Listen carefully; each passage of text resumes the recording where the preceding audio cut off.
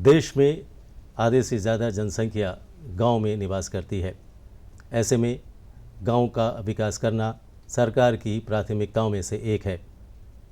ग्रामीण जनता, ग्रामीण वासियों का, ग्राम वासियों का विकास हो, उनकी समृद्धि हो और उनका कल्याण हो, उन्हें सशक्त बनाया जाए, समृद्ध बनाया जाए, इसके लिए सरकार की ओर से कई सारी योजनाओं का भी क्रियान्वयन किया जा रहा है।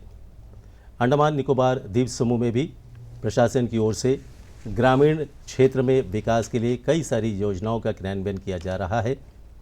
द्वीप विकास और प्रशासन इस श्रृंखला के अंतर्गत आज हम ग्रामीण विकास, पंचायती राज और शहरी स्थानीय निकाय क्षेत्र में द्वीपों में किस तरह का कार्य किया जा रहा है, इस पर बातचीत करने के लिए हमने अपने दूरदर्शन के स्टूडियो में आमंत्रित किया है ग्रामीण विकास, पंचायती राज और शहरी स्थानीय निकाय सचिव श्रीमती वेदिता रेड्डी जी को। मैडम, आपका हमारे स्टूडियो में स्वागत है। धन्यवाद राकेश जी, बहुत अच्छा लगा आपके स्टूडियो में आके, और मैं आपको पुनः धन्यवाद देना चाहती हूँ कि आपने मुझे इतने इम्पोर्टेंट प्रोग्राम के लिए बुलाया, ताकि हम जो भी योजनाएं चल रही हैं रूरल डेवलपमेंट डिपार्टमेंट में, उसके बारे में आपके साथ शेयर कर सके और दर्शकों के साथ शेयर कर सके। जी हाँ मैडम, ये जो ग्रामीण विकास विभाग है, ये बहुत बड़ी जिम्मेदारी है गाँव के विकास में। तो अंडमान निकोबार द्वीप समूह में क्षेत्र में क्या प्रगति है, क्या किन किन योजनाओं का क्रियान्वयन किया जा रहा है? जी, सबसे पहले तो मैं आपको बताऊं कि डायरेक्टरेट जो रूरल डेवलपमेंट का है, वो अंडमान और निकोबार द्वीप समूह में 1983 में सेटअप हुआ था। तो उस टाइम जो रूरल डेवलपमेंट डिपार्टमेंट था, तो वो ये देखते थे कि जो रूरल डेवलपमेंट की स्कीम्स है, पॉवर्टी एलिविएशन की स्कीम्स है, उसको किस तरीके से इम्प्लीमेंट किया जाए, किस तरीके से सुपरवाइज और मॉनिटर किया जाए। फिर आप सबको जैसे पता ही है, 1992 में कॉन्स्टिट्यूशन में 73 अमेंडमेंट हुआ था, जिसके थ्रू एक प्रोविजंस में 9th पार्ट ऐड हुआ था। उसका 9th पार्ट का यही मतलब था द पंचायत्स, जिसमें एक 3 टायर पंचायती राज इंस्टीट्यूशन सेटअप हुआ था, और उसके तहत एक 243 आर्टिकल ऐड हुआ था, जिसमें बहुत सारे विभिन्न सेक्शंस हैं, जिसमें बताया जाता है कि पंचायती राज में क्या क्या प्रोविजंस है और क्या क्या किस तरीके से उसको हम गवर्न करेंगे। तो उसमें एक बहुत इम्पॉर्टेंट अहम भूमिका 11th शेड्यूल का है। जो सब्जेक्ट्स पे रूरल क्षेत्र में काम हो सकता है वो 11th शेड्यूल में डिफाइंड है, और उसको अगर आप देखेंगे तो जो 29 क्षेत्र है, दे रेंज फ्रॉम माइक्रो इरिगेशन से लेके फिशरीज से लेके एग्रीकल्चर से लेके एजुकेशन तक। तो हर एक सेक्टर को रूरल एरिया में कैसे डेवलप कर सकते हैं, that is covered in the panchayat section. और उसी के तहत हमारा ये अमेंडमेंट आया था, जिसके बाद डायरेक्टरेट ऑफ पंचायत्स भी हमारे अंडमान द्वीप समूह में ले आया गया। और इसके तहत हमारे पास, आप सब जानते हैं, 70 ग्राम पंचायत है।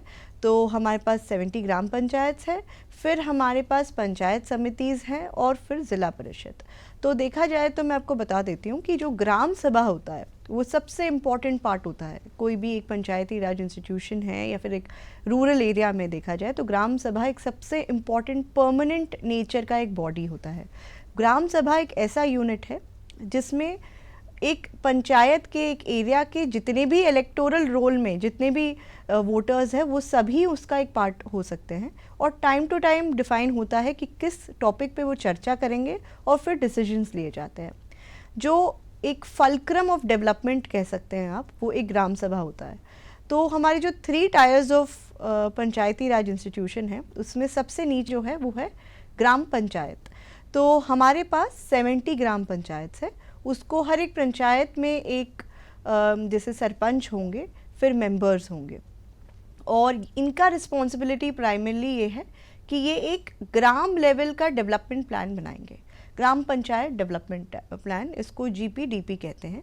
तो वो चर्चा करते हैं, चाहे वो 15 दिन में एक बार मिले या 1 महीने में एक बार मिले, या कभी कभी स्पेशल ग्राम पंचायत की मीटिंग होती है, वो मिलते हैं और वो बात करते हैं, और ये ग्राम पंचायत डेवलपमेंट प्लान बनाते हैं। जो मैंने आपको 29 सेक्टर्स बताए थे, उसके बारे में चर्चा करके प्लान बनाते हैं। एक इंटरमीडिएट लेवल पे एक पंचायत समिति, ग्राम पंचायत के ऊपर ग्राम पंचायत समिति होते हैं, और हमारे अंडमान द्वीप समूह में 7 पंचायत समितिज है।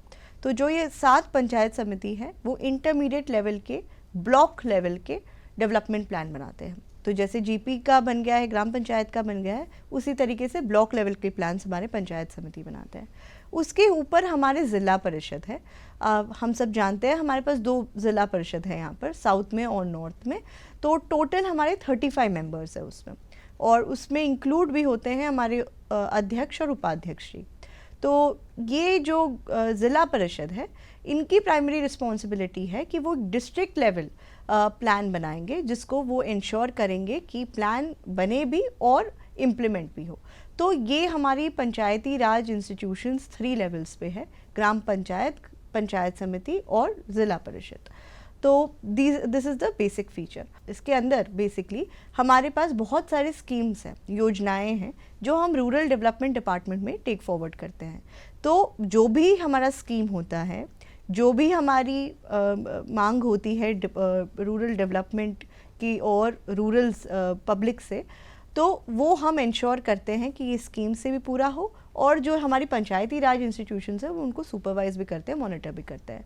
और जैसे हमने बात किया कि एक ग्राम पंचायत लेवल पे सरपंच होते हैं, उसी तरीके से पंचायत समिति में एक प्रमुख होते हैं, उप प्रमुख होते हैं और मेंबर्स होते हैं, और ज़िला परिषद में मेंबर्स होते हैं और अध्यक्ष उपाध्यक्ष होते हैं। उनको हेल्प करने के लिए जो हमारे फंक्शनरीज हैं वो बीडीओ होते हैं, block development officers, village level workers होते हैं, पंचायत सेक्रेटरीज होते हैं और ग्राम सेविकास होते हैं, और भी लोग होते हैं, और ऑब्वियसली डायरेक्टर भी होते हैं, और सेक्रेटरी हूँ मैं, तो मैं भी हूँ, और उसी तरीके से कमिश्नर मैडम भी है। मतलब सबके सामुदायिक भागीदारी से ही Yes. ये ग्राम जो है ग्रामीण विकास का काम किया जाता है। जी बिल्कुल। तो ग्रामीण विकास के क्षेत्र में अगर हम बात करें, सरकार के जो महत्वाकांक्षी जो योजनाएं हैं, जैसा स्वच्छ भारत ग्रामीण हो गया है, प्रधानमंत्री आवास योजना ग्रामीण हो गया, ऐसे कई सारी योजनाएं चलाई जा रही हैं। तो इसका इम्प्लीमेंटेशन, क्रियान्वयन हमारे द्वीपों में कितने हम सक्सेस है? जी तो अच्छा हुआ आपने ये प्रश्न पूछा, क्योंकि सबसे जैसे हमने बात किया कि ये 3 लेवल पंचायती राज इंस्टीट्यूशंस है, उनका बहुत अहम भूमिका है कि हम जो 29 सेक्टर्स की बात कर रहे हैं, हर सेक्टर में कुछ डेवलपमेंट हो, रूरल एरिया में हम आगे बढ़े। तो उसी को मन में रख के गवर्नमेंट ऑफ इंडिया में बहुत सारी योजनाएं बने हैं, और सबसे पहली योजना जो जिसके बारे में मैं आपसे बात करना चाहूँगी वो है प्रधानमंत्री आवास योजना। तो ये आवास मतलब सबसे इम्पॉर्टेंट भूमिका हर इंसान की लाइफ में एक आइडेंटिटी एक सपना जो है वो पूरा करने के लिए प्रधानमंत्री आवास योजना है। इसमें क्या है कि हमारे पास जो टारगेट दिया गया है अंडमान निकोबार द्वीप समूह को 1367 है, जिसमें से 1200 लोगों ने घर हमने उनको बना के दिया है या फिर उन्होंने खुद बनाया है। तो स्कीम ऐसा है कि 50 स्क्वायर मीटर की लैंड मिलेगी उनको जो लैंडलेस है या जो कच्चे एरिया में रहते हैं, कच्चे घर में रहते हैं, तो उनको अप्लाई करना होता है डिपार्टमेंट में, और ये अप्लाई उन्होंने किया था कुछ सालों पहले। उसके हिसाब से एक लिस्ट बनी थी, और लिस्ट के तहत 1367 लोग सेलेक्ट हुए थे। अब उनमें से 1220 घर हमारे बन चुके हैं। इनफैक्ट अगर आप कुछ एरियाज़ में जाएंगे जहाँ पर हमारी एक क्लस्टर है प्रधानमंत्री आवास योजना का, एक बहुत ही खूबसूरत एग्जाम्पल है कोडिया घाट में। तो वहाँ पर हमारे 69 घर हैं ऐसे, और वहाँ पर आपके सुंदर घर बने हुए हैं, 1 बेडरूम है, कुछ में तो 2 बेडरूम भी उन्होंने बनाया है। तो किसी भी तरीके से वो बेनिफिशरी घर बनाना चाहते हैं तो वो बना सकते हैं। हम बस उनको 1,20,000 रुपये देते हैं, 3 इंस्टॉलमेंट में देते हैं। और जैसे कि हिली एरियाज़ होते हैं तो वहाँ पर 1,30,000 मिलता है, बट हमारे एरिया में 1,20,000। इसके अलावा नरेगा में भी कुछ पोर्शन हम उनके लिए स्वच्छ भारत ग्रामीण के तहत ही जो टॉयलेट बनता है वो टॉयलेट भी हम उनको मुफ्त में बना के दे सकते हैं। मुफ्त में मतलब हम स्कीम में बना सकते हैं, फिर उसको वो रीइंबर्स करा सकते हैं। तो टोटल जो हम उनको अवेलेबल हम करते हैं वो एक घर है, ड्वेलिंग यूनिट, और एक टॉयलेट। तो जैसे कोडिया घाट की मैं बात करी थी, वहाँ पर 69 ऐसे घर बने हुए हैं। तो वो हम चाहते हैं कि एक मॉडल प्रधानमंत्री आवास योजना के तहत एक मॉडल यूनिट बने, मॉडल विलेज बने, जिसमें कोई भी जाके देख सकते हैं कि क्या क्या उपलब्धि हुई है ऐसे लोगों के लिए जिनके पास कोई घर नहीं था पहले रहने के लिए। और आप जैसे जानते ही हैं कि हमारे द्वीप समूह में बहुत ज़्यादा एक्सपेंसिव है रूरल एरियाज़ में या इवन अर्बन एरियाज़ में रेंट में रहना। तो this is like an identity उनके लिए, और it is a very very successful scheme. ये तो हो गया जो हम 1367 हाउसेस बनाने वाले हैं। इसके अलावा PM आवास प्लस भी अब स्टार्ट हो गया है। उसमें हम लोग एक सोशल इकोनॉमिक कास्ट सेंसस होता है SECC, जिसमें पता चलता है कि किसके पास किस तरीके का घर है, क्या घर नहीं है। तो वो हमारा सेंसस का ऑलरेडी काम हो चुका है। तो हमने कुछ आइडेंटिफाई किए हुए हैं, और सेकेंड ट्रांच के लिए 2500 बेनिफिशरीज़ को हमने और आइडेंटिफाई किया है। अब इनको भी हम ये पैसा देने वाले हैं ताकि वो बना सके, और वो अभी फाइनल स्टेजेस में है। तो प्रधानमंत्री आवास योजना की जहाँ तक की बात है, it is a very very successful scheme. प्रधानमंत्री आवास योजना की बात करते हैं तो स्वच्छता भी बहुत ज़रूरी है। बिल्कुल, जैसे हमने कोडिया घाट में बात किया, तो कोई भी यूनिट है सिर्फ घर बना के नहीं चल सकता है, उसको हमें साफ़ सुथरा भी रखना है। तो वही स्कीम है स्वच्छ भारत ग्रामीण। एंड मुझे लगता है कि पूरे विश्व में सबसे बड़ा बिहेवियरल चेंज प्रोग्राम अगर होगा तो वो स्वच्छ भारत ग्रामीण होगा। तो पहले हमें सोचने में भी अजीब लगता था, या बात करने में लोग झिझकते थे कि नहीं बात करेंगे स्वच्छता के बारे में, बट हमने वो टारगेट को अचीव किया। और किस तरीके से किया, आप ये सोचिए, अंडमान और निकोबार द्वीप समूह में तो 2019-20 में ही हम ODF हो चुके थे। ODF माने तो ओपन डेफिकेशन फ्री, मतलब खुले में कोई शौच में, हाँ जी, शौच में नहीं जाते हैं। तो वो तो हम 2019-20 में ही हो चुके थे। अब हम ODF प्लस की ओर जा रहे हैं कि ODF प्लस प्लस की ओर जा रहे हैं? तो जैसे मैंने आपको बताया कि it is a very big behavioural change programme. ODF तो हम हो चुके थे, हम ODF प्लस भी हो चुके हैं, और उसके आगे हम स्वच्छ सुजल राष्ट्र भी हो चुके हैं। इसका मतलब है कि पूरे भारत में हम ऐसे पहले राष्ट्र थे जिनको स्वच्छ सुजल पुरस्कार से प्रथम स्थान हमने पास जी। किया। और आपको पता ही है वो प्रोग्राम के लिए मिनिस्टर साहब आए थे, गजेंद्र सिंह शेखावत जी, और उन्होंने ही हमें ये पुरस्कार दिया था। और प्रधानमंत्री जी ने भी एक चिट्ठी लिख के दी थी हमें कि बहुत ही वो खुश थे कि हमारे प्रोग्रेस को देख के। तो जो बेसिक क्राइटेरिया होती है स्वच्छ भारत ग्रामीण में, हमें करना क्या है उसमें, सबसे पहले तो हमें ये इंश्योर करना है कि खुले में कोई जाए ना शौच के लिए। तो वो कब नहीं जाएंगे, वो तभी नहीं जाएंगे जब हमारे घर में टॉयलेट होगा। तो टॉयलेट बनाना, इंडिविजुअल हाउस होल्ड टॉयलेट बनाना, और उसके साथ साथ कम्युनिटी टॉयलेट बनाना। हर जगह इंडिविजुअल टॉयलेट बनाना पॉसिबल नहीं हो पाता है, तो वहाँ पर कम्युनिटी टॉयलेट। तो हमने ज़ोरों शोरों से काम करी, पिछले कुछ सालों में हमने टॉयलेट्स बनाए हैं, और अब हम कॉन्फिडेंटली ये बोल सकते हैं कि हर एक एरिया में या फिर इंडिविजुअल टॉयलेट है या फिर वो कम्युनिटी टॉयलेट से कवर हो रहा है।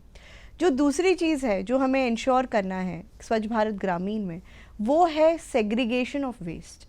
जो वेस्ट होता है, हम सब जैसे जानते हैं, हम उसको सोचते हैं कि कूड़ा है, तो कूड़ा एक नेगेटिव कॉनोटेशन हो जाता है, हम उसको नेगेटिवली देखते हैं।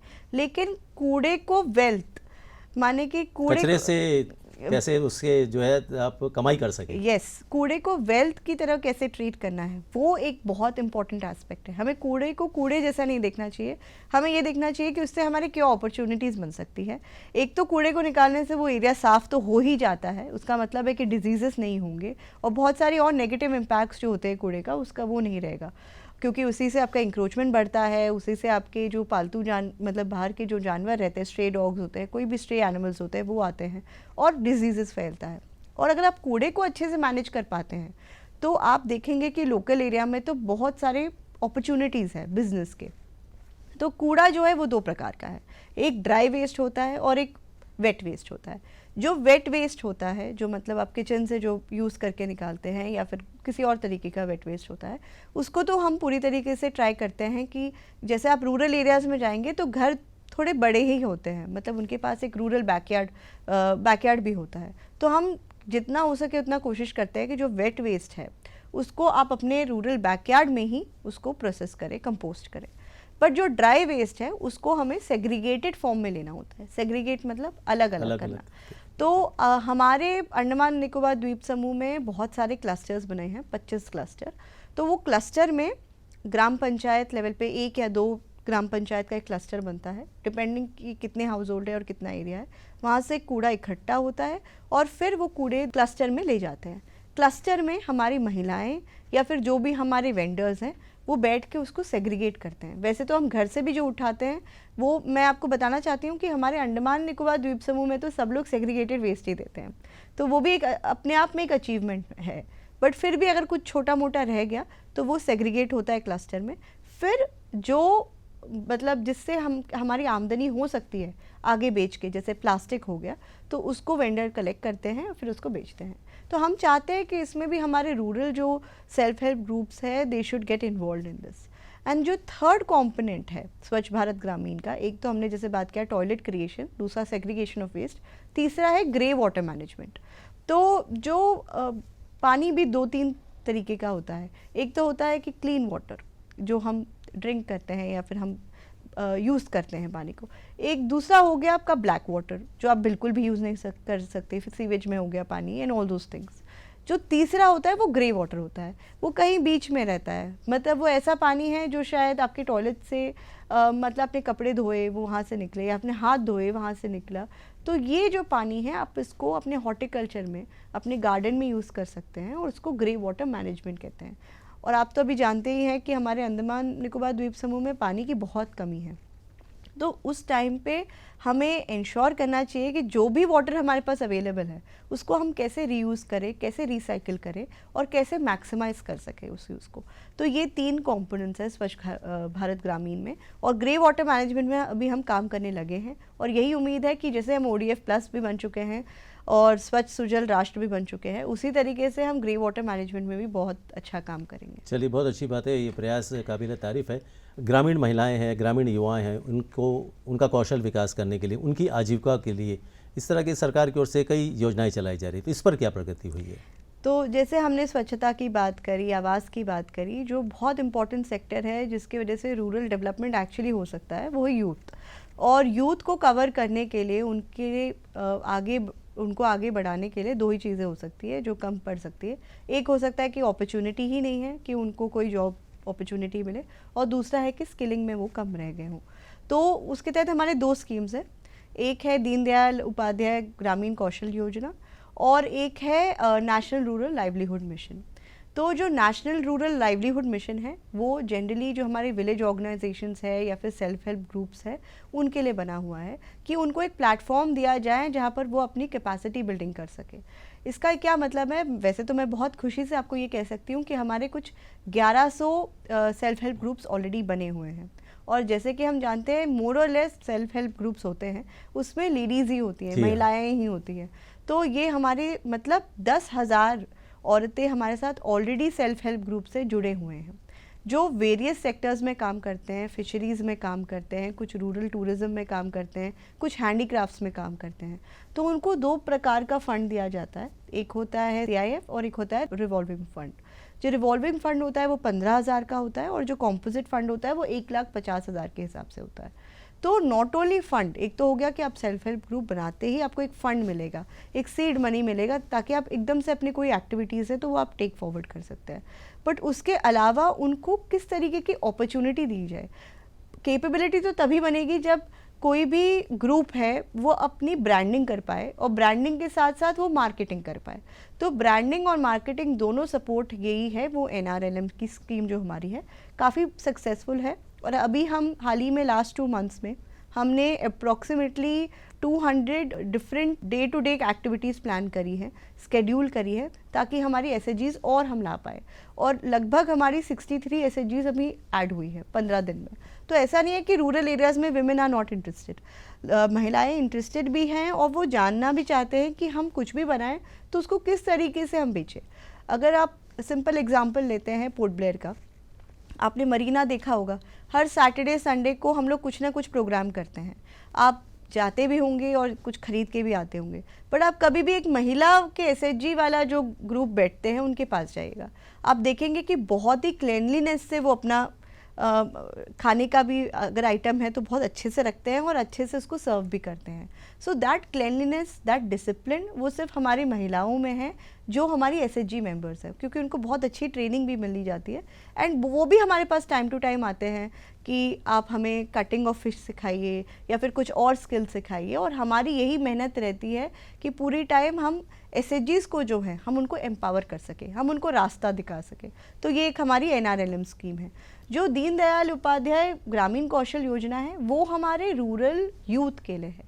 कोई भी यूथ है जिनको स्किलिंग की ज़रूरत है, जैसे आप कह सकते हैं हॉस्पिटैलिटी सेक्टर, जैसे कि हम जानते हैं पूरा अंडमान द्वीप समूह तो पूरा टूरिज्म ओरिएंटेड है।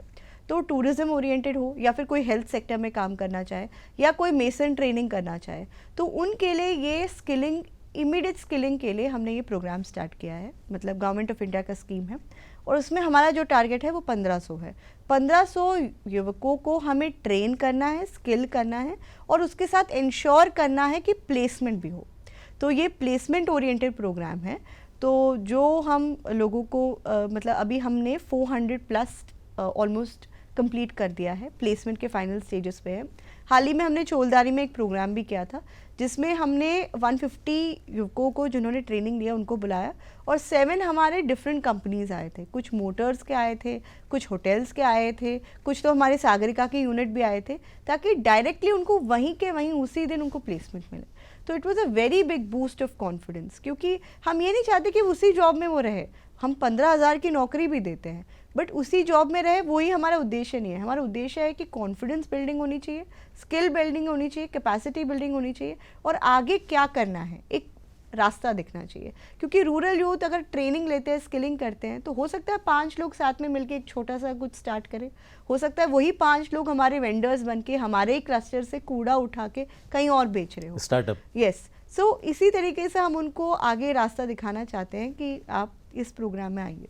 युवाओं का, महिलाओं का, ग्रामीण महिलाओं और युवाओं का कौशल विकास कर उन्हें आजीविका का साधन जुटाने के लायक जो है बनाना है, ये आपका उद्देश्य है और इसमें काफ़ी हद तक आप सफल रहे। रोजगार मेले का भी आयोजन करते हैं जी, जी, ताकि जी। उनका प्लेसमेंट हो सके। जी, हम तो एक तो चाहते हैं कि रोज़गार मेला हम जीपी लेवल पे करें, ग्राम पंचायत लेवल पे या फिर एक क्लस्टर लेवल पे करें, और एक हम एक बड़ा सा इवेंट भी करना चाहते हैं, चाहे वो पोर्ट ब्लेयर में हो जाए या नॉर्थन मिडिल में हो या फिर निकोबार में हो, 1 ईच पर डिस्ट्रिक्ट, जहाँ पर हम मैक्सिमम लोगों को इसके बारे में इंफॉर्मेशन भी दे सके, स्किलिंग भी दे सके और प्लेसमेंट भी दे सके।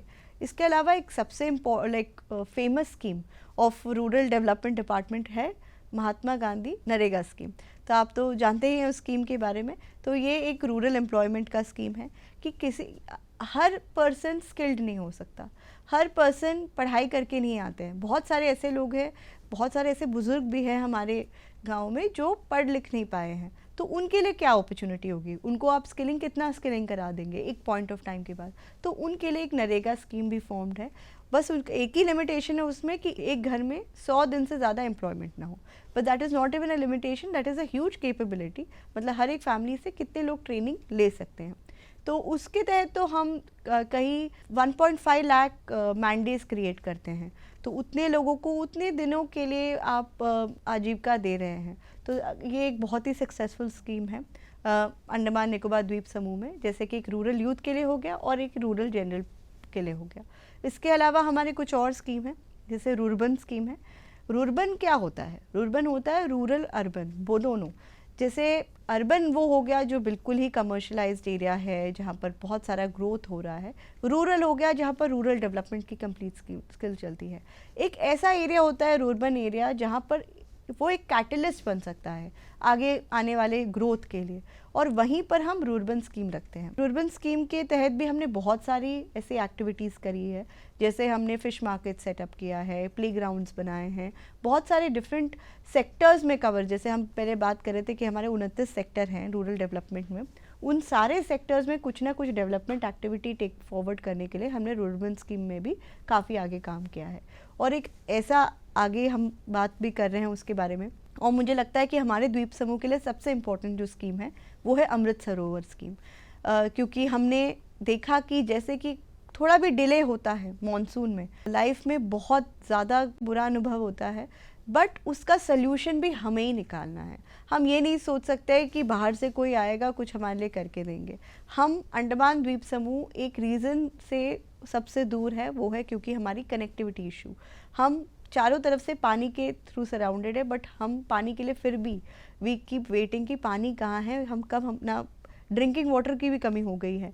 तो वो हाउ टू रिजॉल्व दैट, वो इट इज़ ओनली पॉसिबल। आप जैसे रूरल एरिया में जाते हैं तो वहाँ पर हमें पॉन्ड क्रिएट करना है, हमें वाटर वेल्स रिचार्ज करने हैं। तो वही स्कीम है हमारा अमृत सरोवर स्कीम।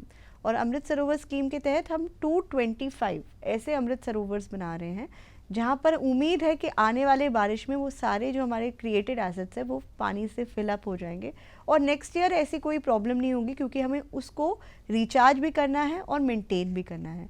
तो 225 ऐसे जगहों पे ये अमृत सरोवर बन रहे हैं और या बन चुके हैं। 90% हम बना चुके हैं। 210 हमारे ऑलरेडी बन चुके हैं, अभी कुछ 15 हैं जिस पे काम हो रहा है। वहाँ पर बारिश में पानी भरेगा और हमें इंश्योर करना है कि उसको हम टाइम टू टाइम क्लीन करें, टाइम टू टाइम डीसिल्ट करें, और नेक्स्ट ईयर या इस साल भी जब भी हमें कोई पानी की ज़रूरत हो तो हर ग्राम पंचायत के पास खुद का एक सोर्स हो, क्योंकि आप हर बारी एक कॉमन सोर्स पे नहीं जा सकते हैं। बहुत सारी लिमिटेशंस होती है, हमारी डिस्पर्स लोकेशन होगी या फिर हम दूर कहीं लोकेटेड होंगे कोई गांव, तो वहाँ तक पानी पहुँचाना इतना आसान भी नहीं है। तो खुद का अगर कोई पॉन्ड हो तो why not, it should be used, और उसको हम अपनी तरफ से आगे और बढ़ा रहे हैं। हम कन्वर्जेंस कर रहे हैं फॉरेस्ट डिपार्टमेंट के साथ, फिशरीज़ डिपार्टमेंट के साथ, एग्रीकल्चर डिपार्टमेंट के साथ। एग्रीकल्चर डिपार्टमेंट के थ्रू हम ब्यूटिफिकेशन कर रहे हैं, हम वहाँ पर पौधे लगा रहे हैं। अभी जब आएंगे बारिश तो वहाँ पर थोड़ी ग्रीनरी रहे, थोड़े वहाँ पर और फ्लावर्स रहे। और फॉरेस्ट डिपार्टमेंट से हम इको फ्रेंडली सीटिंग अरेंजमेंट भी कर रहे हैं, ताकि it should be a place कि लोग आए, शाम को घूमने आए और बैठे, एंजॉय किया अपना और वापस चले गए। और वहाँ पर हम लाइटिंग का भी व्यवस्था कर रहे हैं थ्रू इलेक्ट्रिसिटी डिपार्टमेंट या फिर एमपी लाइट स्कीम या फिर रुर्बन स्कीम, ताकि इलेक्ट्रिसिटी भी वहाँ पर लाइट भी रहे। तो ये, और सबसे इम्पॉर्टेंट, जो पॉन्ड है, जो पानी है, उसमें फिशेस भी डालें, ताकि कोई भी ऐसे जी, मतलब ये सब ऐसी चीज़ें हैं जो खुद हमें सोचना पड़ेगा कि क्या क्या स्कीम बन सकते हैं। अगर वहाँ पर पानी है, अगर हम फ़िश वहाँ ऐड करते हैं डिपार्टमेंट से, तो क्यों ना एक एसएचजी आए, वहाँ से फ़िश यूज़ करे और उसको सेल करे। और हम सोचे कि ठीक है, एक सीज़न में ये एसएचजी मैनेज करेगा, दूसरे सीज़न में दूसरे एसएचजी मैनेज करेंगे, उससे उनकी भी रोज़ी रोटी बढ़ेगी और वो वेल 100% मेंटेन रहेगा, या फिर वो पॉन्ड 100% मेंटेन रहेगा। सो ये एक और स्कीम है जो काफ़ी आगे मुझे लगता है कि नेक्स्ट ईयर हमें उसका अच्छा परिणाम देखने को मिलेगा। Yes yes. ग्रामीण विकास, आपने स्टार्टिंग में बात की थी कि ग्रामीण विकास के साथ में कई अन्य जो क्षेत्र है, जैसे पशुपालन है, मत्स्यिकी है, कृषि है, तो जो अन्य विभाग हैं, इनकी जो भी योजनाएं हैं, तो इनको भी क्लब किया जाता है ग्रामीण विकास के साथ। जी जी बिल्कुल।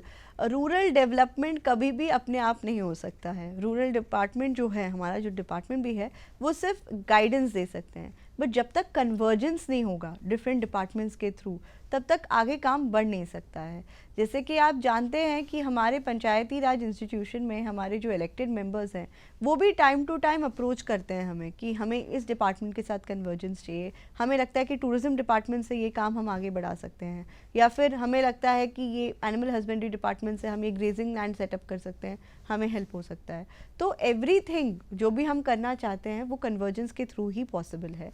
और वही मैंने जैसे आपको एक क्लासिक एग्जांपल दिया कि पॉन्ड को क्यों हम यही सोचते हैं कि उसमें पानी है, हम क्यों ये नहीं सोचते कि वहाँ पर हमारे मछली भी लग सकती है, और वही पानी पी के हम हमारे काउज और बाकी हमारी एनिमल हस्बेंड्री के सेक्टर, खेत वाले भी मेंटेन कर सकते हैं। जब बारिश ना हो, जी, पानी की जरूरत पड़े तो खेतों में भी उससे पंप करके तो एग्रीकल्चर, एनिमल हस्बेंड्री, फिशरीज तो डायरेक्टली कोरिलेटेड है जो, और उसके that can not be segregated from rural development. तो हम दूसरे डिपार्टमेंट्स के बिना काम नहीं कर सकते। और जैसे मैंने आपको बताया, forest department eco friendly material से सीटिंग अरेंजमेंट भी कर रहे हैं, क्योंकि टूरिज्म भी बहुत इंपॉर्टेंट है रूरल एरिया में। हम जब भी देखते हैं कि घर पे ही रहना एक तरीका नहीं है, आप जब तक बाहर नहीं आएंगे, घर से बाहर आके बात नहीं करेंगे 5-6 लोगों से, तो आपको रियलाइज़ नहीं होगा कि आगे और क्या करना है, या कुछ चीज़ें पता चलती है। तो उसी चीज़ को प्रमोट करने के लिए एक रूरल टूरिज्म भी हो गया अपने आप में।